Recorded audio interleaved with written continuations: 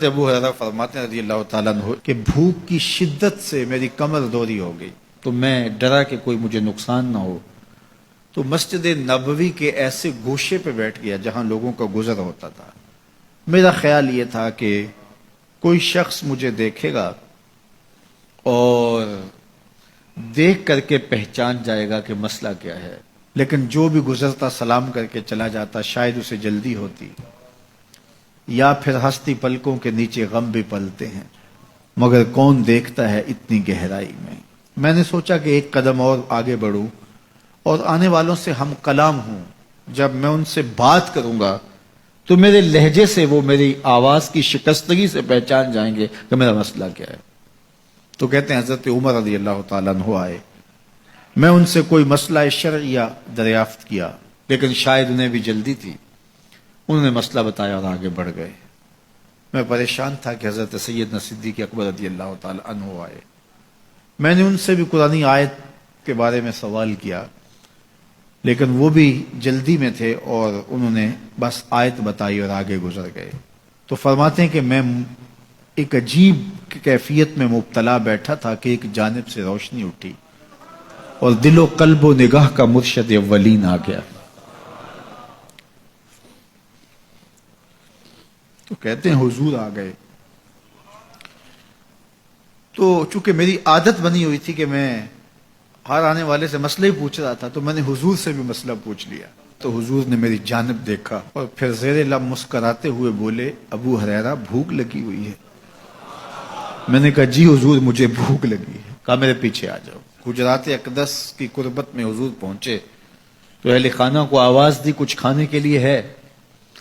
تو انہوں نے کہا دودھ کا ایک پیالہ ہے۔ مجھے فرمانے لگے ابو ہریرہ وہ جو صفہ کے چبوترے پہ بیٹھے ہیں جاؤ ان کو بلا لاؤ۔ کہتے ہیں دودھ کا ایک پیالہ، اور مجھے تسکین ہوئی تھی لیکن 70 آدمی بیٹھے تھے وہاں۔ خیر حکم تھا، میں بلا لایا، میرے ہاتھ میں دودھ کا پیالہ دیا، کہا ابو ہریرہ دائیں سے شروع ہو جاؤ۔ اب میں ایک شخص کو پیالہ دیا اور دودھ کو دیکھنے لگا، اور وہ سیراب ہو کے گٹا گٹ پینے لگا، اپنی بھوک اور پیاس مٹا چکا، اور میں نے دیکھا کہ ایک قطرہ بھی کم نہیں ہوا۔ میرے اندر جو پہلے وسواس اٹھ رہے تھے اور مجھے جو احساس ہو رہا تھا وہ مٹ گیا۔ پھر میں نے دوسرے کو پیش کیا، اس نے بھی سیراب ہو کے پیا، لیکن دودھ ایک قطرہ بھی کم نہیں ہوا۔ پھر میں نے تیسرے کو دیا، چوتھے کو دیا، 70 آدمی دودھ پی گئے، لیکن دودھ میں سے ایک قطرہ بھی کم نہیں ہوا۔ لگتا تھا رب نے اس دودھ کا تعلق حوض کوثر سے جوڑ دیا۔ تو حضور نے فرمایا ابو ہریرہ، میں نے کہا جی حضور۔ فرمایا کون باقی؟ میں نے کہا حضور ایک آپ باقی اور ایک میں باقی۔ تو فرمایا اب تم پیو۔ تو کہا کہ میں نے دودھ پیا اور خوب سیراب ہو کے پیا۔ حضور نے فرمایا اور پیو، میں نے اور پیا۔ پھر فرمایا اور پیو۔ میں نے کہا مجھے قسم ہے اس ذات کی جس نے آپ کو حق کے ساتھ مبعوث کیا ہے، میرے میں ایک قطرے کی گنجائش بھی نہیں ہے۔ حضور نے میرے ہاتھ سے دودھ لیا اور خود نوش جاں کرتے ہوئے فرمایا ساقی القوم آخرہم شربا، قوم کا جو ساقی ہوتا ہے وہ آخر میں پیتا ہے۔ تو دودھ کا ایک پیالہ 72 لوگوں کے لیے کافی ہو گیا۔ یہ صحیح حدیث کے اندر حضور کا معجزہ موجود ہے، آپ نے بارہا علماء سے سنا۔ لیکن اس تربیتی عمل سے بھی کبھی غافل نہ ہونا کہ 2 جہاں کا سردار ہے اور 71 آدمیوں کا جوٹا نوش جاں کر رہا ہے۔ آج جب دولت پھیل رہی ہے، لوگوں کے پاس وسائل زیادہ ہوتے چلے جا رہے ہیں، تو ان کو ایک دوسرے سے گھن آنا شروع ہوتی ہے، برتن الگ ہوتے چلے جاتے ہیں۔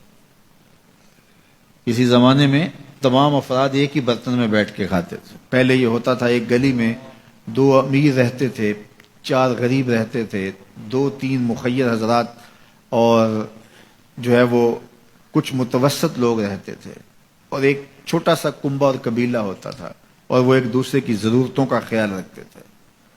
پیسے زیادہ آ گئے تو اب امیروں کو اس گلی سے گھن آنے لگی، تو وہ وہاں سے نقل مکانی کر گئے، انہیں وہاں رہنا اچھا نہیں لگتا۔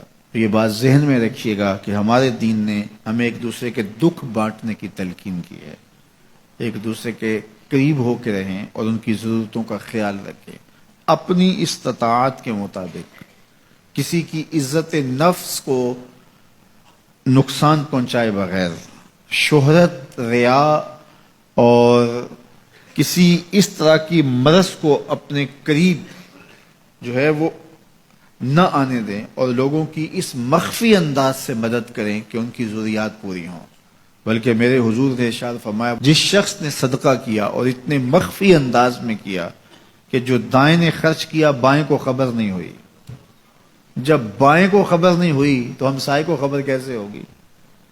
لیکن یہاں تو 7 اخباروں میں خبر چھپتی ہے کہ فلاں صاحب نے فلاں غریب کی بیٹی کی شادی کی ہے۔ ذرا سوچ، اگر یہاں تیری بیٹی کھڑی ہوتی تو تیرا روح سخن کیا ہوتا؟ لوگوں کی غربت کا مذاق نہ اڑاؤ، لوگوں کے جذبات سے کھیلو نہ۔ اللہ نے اگر آپ کو کچھ عطا کیا ہے تو پھر لوگوں کی ضرورتوں کو پورا کرو، لیکن